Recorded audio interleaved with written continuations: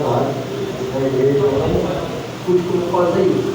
Bom, mas é que estava chovendo muito e eu tive eu vim ainda de bicicleta, mas aí tive de outro porque estava chovendo. E aí o que também demorou, até aceitar, aí demorou. Bom, mas eu gosto muito de estar no horário da oração, né?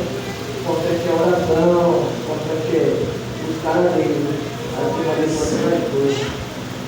A vitória do cristão é isso aí, oração e obediência, não tem outro caminho. Se for outro caminho fora desse, desconfia, porque não é caminho de cristão, né? É verdade, Deus. É caminho de rolão. É verdade. E a segunda coisa que eu pelejei de ontem para hoje. Pelejei. Esse eu não vou pegar essa palavra, não vou pegar essa palavra de jeito nenhum, não vou pegar essa palavra. Aí eu fui para outro texto.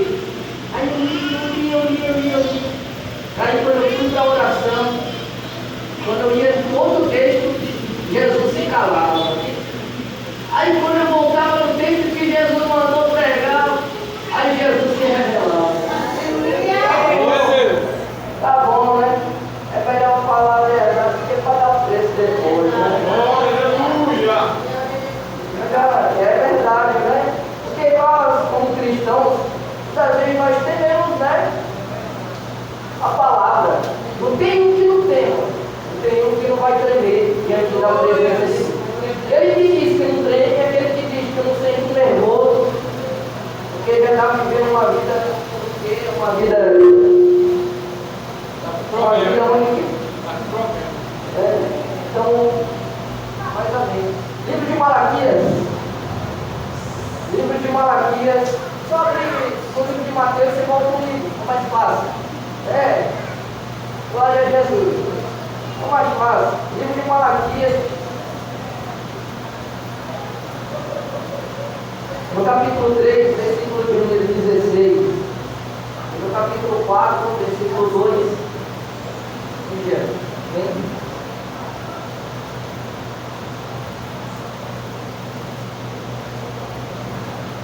Aleluia, Deus. Eu vou ler para não tomar tempo, tá? O Josué só parou, e a lua parou, mas para a gente é que o tempo passa, não sei porquê, né? Sabe quando a gente está pregando, a hora passa e voa muito rápido, né? Malaquias capítulo 3, versículo 16 em diante. Então aqueles que temem ao Senhor, falam cada um com o seu companheiro. E o Senhor atenta e ouve, e há um memorial escrito diante dele, para os que temem ao Senhor e para os que se lembram do seu nome. E eles serão meus, diz o Senhor dos Exércitos. Naquele dia que eu farei, serão para mim particular tesouro. Poupá-los-ei como um homem poupa a seu filho que o serve. Então vereis outra vez a diferença entre o justo e o ímpio, entre o que serve a Deus e o que não serve. Capítulo 4, versículo 2. Mas para vós que temeis o meu nome, nascerá o sol da justiça, e salvação trará debaixo das suas asas. E saireis e crescereis como os bezerros de cevador. E pisareis os ímpios, porque se farão cinza debaixo das plantas de vossos pés. Naquele dia eu farei, diz o Senhor dos Exércitos. Lembrai-vos da lei de Moisés, meu servo, a qual lhe mandei em Horebe para todo o Israel, a qual são os estatutos e juízos. Eis que eu vos envio o profeta Elias, e aqui em profecia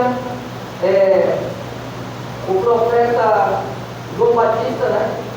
Antes que venha o dia grande e terrível do Senhor, e converterá o coração dos pais aos filhos, e o coração dos filhos a seus pais, para que eu não venha e fira a terra com maldição. Amém? Glória a Deus. Glória a Deus. Glória a Deus, aleluia. Acho que foram poucas vezes, dentro desses 15 anos que eu ministro a palavra do Senhor, eu preguei sobre Malaquias. mas não com essa intensidade que o Senhor me revelou nesta madrugada. O livro de Malaquias, ele é um livro pós-exílio. O que é isso? Pós-exílio. Quando o povo foi tirado da Babilônia, do cativeiro, aí veio primeiro Esdras e edificou o templo. Aí, junto com ele, depois de 14 anos, veio Neemias e edificou o muro de Jerusalém. Aleluia. E aí, junto com o povo, Deus levantou os levitas não só também para trabalhar na sua obra, mas também eles tiveram que reconstruir tudo aquilo que o povo tinha destruído, os inimigos tinham destruído. E aí vocês vão ver no livro de Salmos o cântico dos degraus. São 15 cânticos dos degraus. Cada degrau que eles faziam no templo era um cântico que eles entoavam, fazendo uma asa, botando concreto ali. E ali eles derramavam o suor e outros derramavam até sangue. Por quê? Trabalhando, muitos se machucavam também. Acidente de trabalho. A Bíblia não está escrito assim, mas eu creio com a fé. Com a minha fé eu creio. Porque eles davam o sangue, davam vida pelo templo. Tudo que eles faziam era voltado ao templo, era voltado a Deus. O templo foi derrubado. E a Bíblia diz que a adoração de muitos se acabou. Porque tem muitos que quando vem a bonança, eles estão adorando a Deus, mas quando vem a adversidade, é como a parábola dos talentos, né? É de pouca adoração. Muitos são de pouca adoração. Vem aquela febre, aquela coisa. Vocês já viram muitos pregadores por aí? Vocês já viram muitos levitas, muitos cantores, muitas pessoas? E o que tiveram na vida, outros dias tiveram aqui, sabe? No nosso ministério, na nossa congregação e por aí vai. Mas o trabalho de Deus acabou. Acabou essas pessoas. Acabou a adoração delas. Veio a tribulação e os espinhos sufocou a fé dessa pessoa. E ali a Bíblia vai dizer que a fé desse povo estava sufocada. E quando eles vieram para Jerusalém, muitos deles não eram aqueles povos que saíram de Jerusalém e Judá no meio do cativeiro. Eram filhos dos filhos. Já se passavam 70 anos ou mais de 70 anos. Ali eram filhos dos filhos, eram netos, bisnetos, tataranetos. E ali ia. E ali eles ouviam falar da palavra do Senhor. Só que não tinha comunhão com o dono da palavra. Aleluia. Uma coisa é ouvir a palavra de Deus, outra coisa é você ter comunhão com o dono da palavra. Uma coisa é vir para a casa do Senhor, outra coisa é se entregar ao Senhor, que é o dono da casa. É totalmente diferente, é gostoso quando você se entrega por inteiro na presença de Deus. E ali você não vê mais o tempo passar, porque tempo para Deus não importa, e tempo para o verdadeiro cristão não importa. Ele adora a Deus com um ano, ele adora a Deus com 2 anos, mas com o passar do tempo tem pessoas que estão 20, 30 anos dentro de uma igreja, mas também continuam adorando, continuam exaltando, continuam dando o seu melhor para Deus. Porque o que importa não é o tempo que eu sirvo a Deus, é a intensidade com que eu sirvo a Deus. A intensidade com que nós servimos a Deus é tão importante que em hebraico o nome de Malaquias se chama Malaque. E Malaque em hebraico se chama mensageiro. Então Deus escolheu ele como meu mensageiro. O nome Malaquias significa meu mensageiro. E Deus escolheu esse homem dentro de todos os cativeiros, dentro de todos de Judá, para ser um mensageiro. Nessa época não havia rei, havia sacerdote, havia uma corrupção em massa. Por quê? O povo não queria devolver a Deus aquilo que pertencia, que era o dízimo dos templos. Não só dízimo de dinheiro, eles também estavam fazendo tudo isso. Eles não devolviam o dízimo, eles não devolviam a oferta, e quando devolvia, eles devolviam o dízimo, a oferta mirrada. O que é uma oferta e um dízimo mirrado? É aquele que eu dou com o bolso, mas eu não dou com o coração. Jesus Cristo estava no templo, os sacerdotes, os